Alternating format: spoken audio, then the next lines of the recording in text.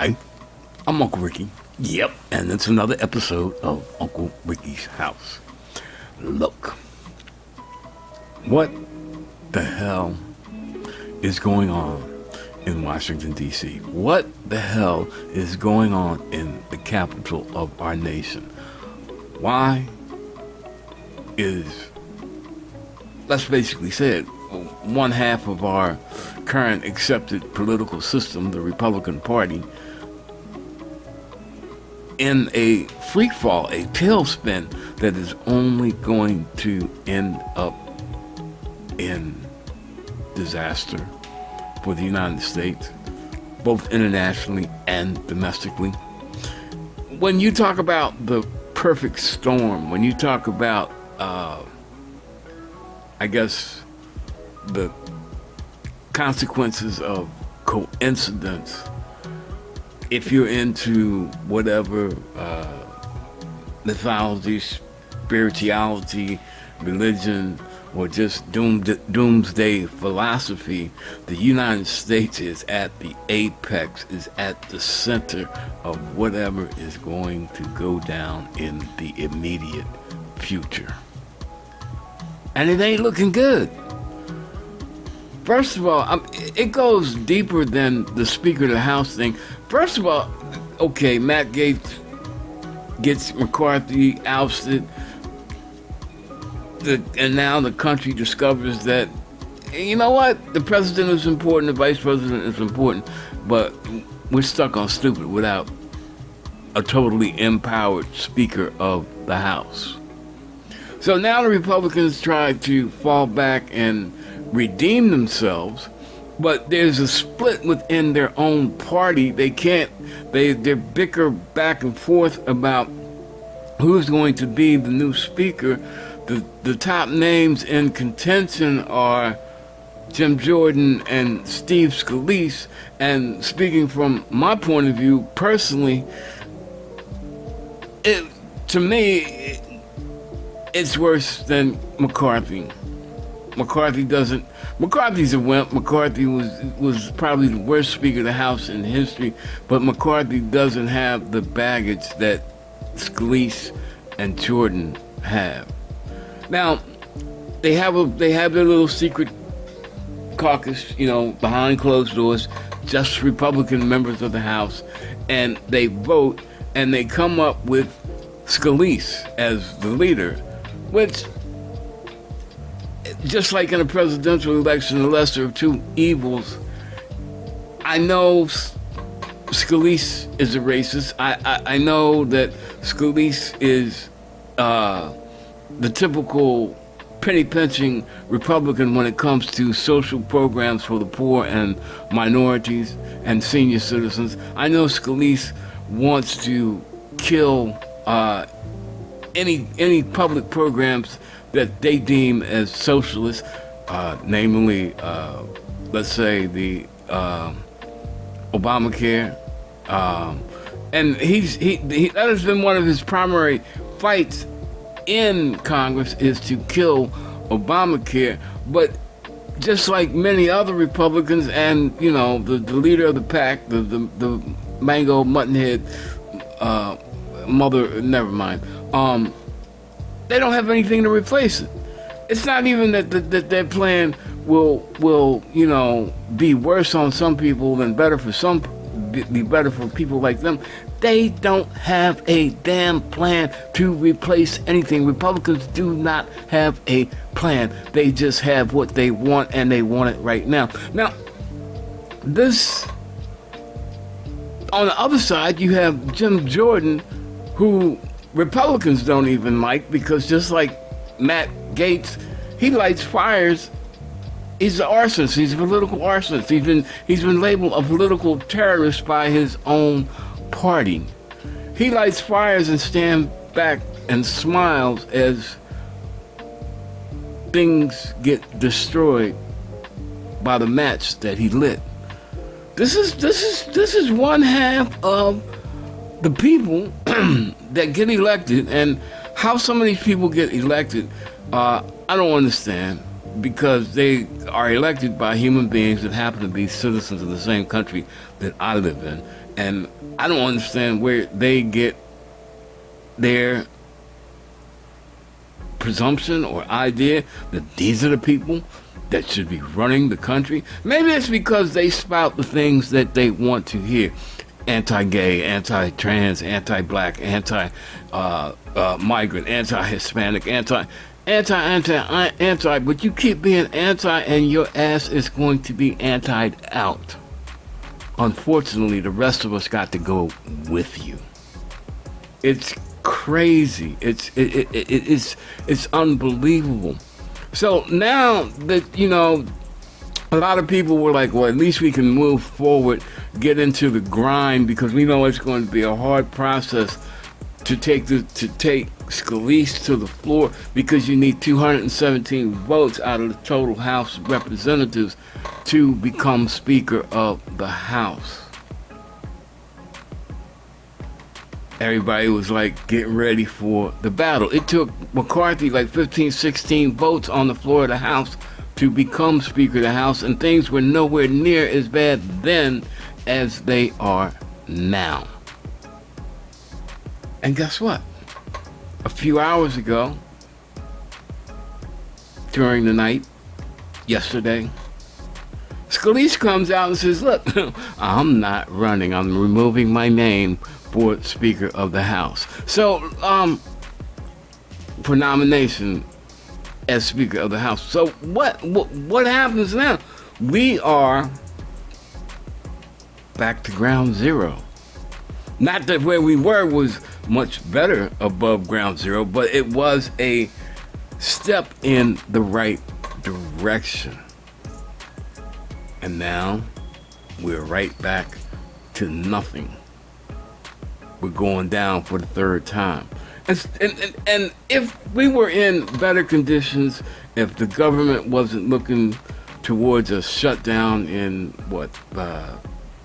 30-some days now, if we weren't facing a budget shutdown in November, if we weren't facing a major war that has erupted in between Israel and Hamas, I don't even know how to describe. They are the ruling government for the Palestinians in Palestine, and it's crazy. But they're supported by the rest of the Arabs, which now we're dealing with, like Iran and Saudi Arabia. Just communicated. They're age-old enemies, but they just communicated for the first time to work out a plan to express their support for Hamas. International brinksmanship. Now, you have other things brought in because the Republicans have been, for the most part, especially in the House of Representatives, not so much among the senators, have been crying and bitching and moaning about the money that's spent in the Ukraine. But now they're ready to go head over heels to fund Israel because it's part of their, I guess, relationship, because they're supposed to be hardcore conservative Christian moral leaders. And if you look at the news, you can scratch your head I don't get none of this. But they want to give everything to Israel and give nothing to Ukraine. They want to, they just the far, not the straight Republican Party, because we got to understand something. This Republican Party is not the same Republican Party that it was 6 years ago, 10 years ago, and definitely not what it was 20 years ago. It has devolved into the party of Trump. And all Trump wants to do is, if I can't be president, I want all my loyal followers, the Republican Party, in his mind, to burn the country to the ground. I mean, he's starting to say it more and more every time he comes out and opens his demented mouth in public, claiming that he's campaigning to be the president of the United States in 2024. And the really dismal part, the really hard part to understand, people see him devolving. People see it, more and more of what he has done becomes public information, and yet and still they want you want to take a guy that has been indicted 4 times, that has like 91 felony charges outstanding, waiting for him to go to trial. You're innocent until proven guilty, even in the United States. And they still want to make him the president of our country. Sounds like Russia. Strange that I should bring that up, because the Putin supporters in Congress are mostly MAGA, extreme, right-wing Trump followers. Now, there's even dissension among them, because the thing with Scalise, he has one natural detractor that you can say. Scalise is suffering from a rare blood cancer, and all wishes, well wishes, I don't want to see anybody get wiped out by cancer. Whatever, the higher power that I ask to have mercy on Steve Scalise on that point. But just because of that doesn't mean that I want him to be Speaker of the House. But there's a faction in this country that, even though Steve Scalise would have been a better choice than Jim Jordan, who has firmly planted himself up the butt of Donald Trump, and Donald Trump dictates orders to him, like Jordan said back during, a couple years ago, back during the January, I talk to the president every day. Me and the president talk all the time. Yeah. You think they stopped talking? No. You think Jim Jordan isn't secretly worrying about what are the results of all these trials that Trump is facing, the evidence that's being exposed? Do you think that he's not worried about, maybe the Justice Department has an investigation into him? Do you think that he's not worried about his Ohio State assistant wrestling coach days, him hiding, or allegedly hiding, let's put it that way, allegedly hiding testimony from students about being sexually abused by the team doctor? Jordan is a crummy individual. Jordan is slime. But yet, and still, even though Jordan said he would nominate Scalise himself, but Jim Jordan does things for appearance. Half the time, what he does is not really what he means, unless he's berating somebody on the other side of the aisle. Not unless he's lying, trying to push a MAGA point. This guy would be a disaster as Speaker of the House. But we don't even know if it's going to be Jordan, because now you got to go back to that closed door meeting. Of course, somebody's going to put up Jordan, but there could be someone else. And then there's other people that are going to say that let's put up Trump, because you don't have to be a member of the House to be the Speaker of the House, which I find to be ridiculous. But there's a loophole, and you know how Trump feels about loopholes. I'm a stable genius. I'm a smart businessman. Don't blame me for being able to use the law to my advantage. Yeah, maybe. Or just don't blame him when he totally, decides to ignore the law for his advantage. Now, there's a third option that actually, to me, might make sense to get us through this next period. If the Republicans can't decide,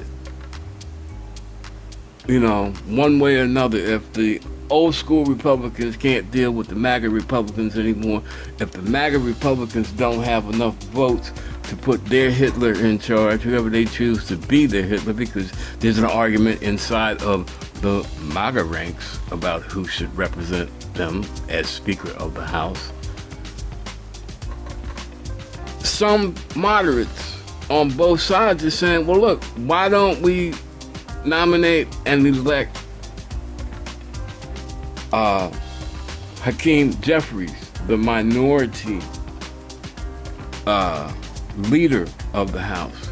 He's the head of the Democratic faction in the House of Representatives. Why don't we nominate him? Why don't we form a coalition, vote him in, and start putting aside some of these crazy ass differences and start working to put this country back together, get it back on a level footing, because it's becoming really crazy in the world. And if we're standing here confused and conflated all over petty party differences, we're gonna get smacked in the face and knocked down, and we may not get back up. And there's other sideshows that are going on. You got Tommy Tuberville, MAGA Republican, that's been holding up the promotions of 300 officers in the military. We just got the Joint Chiefs of Staff confirmed to General A.B. Brown from the Air Force, because General Milley is at mandatory retirement age. He can't stay around any longer. So now we have to pass off the torch. It should have been passed off earlier. There shouldn't have been any doubt. But Tommy Tuberville is on that committee that approves all those promotions and appointments. We are looking at possibly being involved in another world war on two fronts in Europe and the Middle East. Putin is still pushing Ukraine, but Ukraine is fighting back, but Ukraine can't fight back without aid from other countries, and the United States has been the leader of the pack in that aid. But the MAGA Republican dictator appreciating, strongman loving fascist, of course, want to kill the aid to Ukraine so that Putin can dominate, and their theory of power and government, strong man rule, gets some support, gets inflated because of the victory that Putin would have over Ukraine, supposedly. Now, that's one side. Now, the other side in Israel, okay. Let me put this out just like this, and some of y'all are not going to like what I'm saying, but I don't care. Hamas, what they did over the weekend, how they started this war, what they did to innocent civilians was atrocious. I believe that the Holocaust was real, even though some people, just because, it doesn't fit into their way of thinking about how life should be and who should, be allowed to do what. Since the Holocaust doesn't exist, I don't buy in that the Holocaust did exist. Anti-Semitism exists, just like there's other forms of racism that exist. The Jews in Europe were persecuted. The UN, newly formed after World War II, and Europe and the United States and I guess the rest of the Christian world were feeling maybe perhaps guilty about 6 million people of one religion being gassed and baked in ovens just to satisfy the whims of Hitler and his cronies. These are the people that want to run your country, and I don't care where you stand, or whether you hate people just because they're born of a certain race, or you hate people because they are of a certain religion. You got to understand that if these people are intent on oppressing people just because of factors that basically none of them had anything to do with, none of us can control what we're born as sexually, ethnically. None of us can control what economic station in life we're born into. We have certain input on what happens after birth, or after, as when we achieve adulthood. But there is nothing written in stone about who should be in charge, why they should be in charge, and what they can do while they are in charge.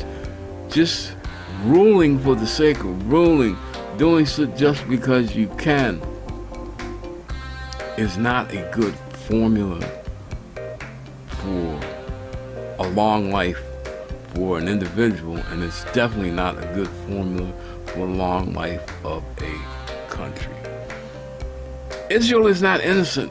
Israel's got to face the music for what they have incited amongst the people on the Gaza Strip.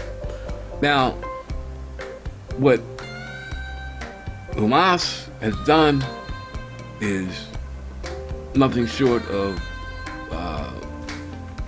let's say, basically animalistic.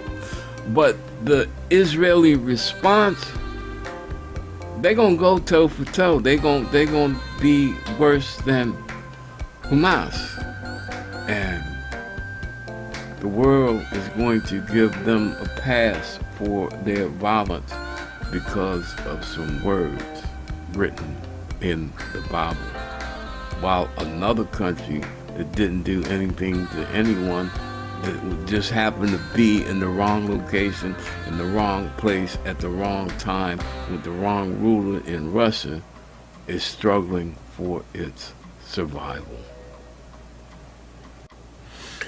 It's crazy. The world is crazy. But it's easy to see that all of this craziness is actually perpetrated by a few who are on the extremes, who are extremists, who are radicals, who are terrorists, whether, actual combat-wise terrorists, or political terrorists, or people that just think that their way is the only way and have no tolerance for anyone else, regardless of whatever their reason is, whether it's because of their politics, whether it's because of their race, because of their money. They just think that they are supreme and nothing else matters but what matters to them. And that's the way the world is. And the only way it can change is for people like you and me to stand up and say, we've had enough. We can't be perfect, but we don't want to be persecuted because of shit that's out of our control. Let's make things better where we can make things better. Let's do what we can to improve the lot for everyone. If a minority doesn't agree, let them disagree, but don't let them take control. Democracy, democracy, democracy, majority rule. Well, that's it for me. Y'all can meditate on it. You can think about it. You can hit me back, but, appreciate it if you hit the like and share button, subscribe, all that. And if you really feel froggy, use the super thanks and do what you do. But until then, until next time, as always, and sincerely from the bottom of my heart, peace out and God bless.